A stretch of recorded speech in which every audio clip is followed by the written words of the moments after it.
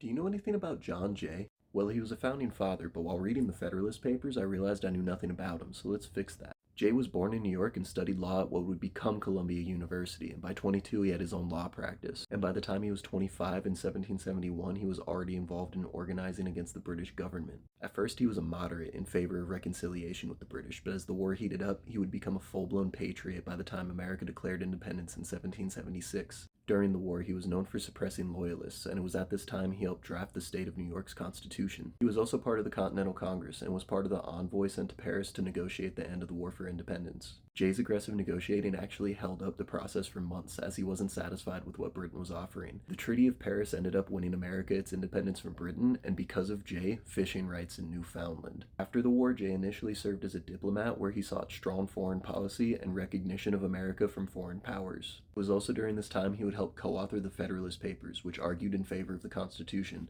and although only writing 5 of the total 85, he used his small contribution to write some of the most influential of them all. After the ratification of the Constitution, George Washington would appoint Jay as the first Chief Justice of the Supreme Court, and he would use his time there to shape how the judiciary would function and established its independence from the other 2 branches of government.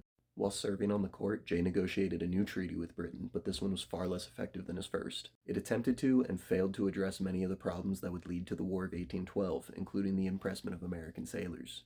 This led to Americans hating him so much that they would burn candles in their windows at night as symbols against him, and Jay would later joke that he could travel from Boston to Philadelphia at night solely by the light of these flames. After his time on the Supreme Court, Jay would become the 2nd governor of New York in 1795, and there he would play a pivotal role in the abolition of slavery in the state. Despite his family being investors in the slave trade and he himself owning at least 17 slaves throughout his life, he remained an outspoken abolitionist and founded the New York Manumission Society, which sought to buy slaves for the purpose of freeing them. Jay did end up freeing all the slaves that he owned, but only after he thought they had done enough work to justify it. The legislation he passed as governor did lead to the emancipation of the entire state of New York, so he did do better than most of the founding fathers in that respect.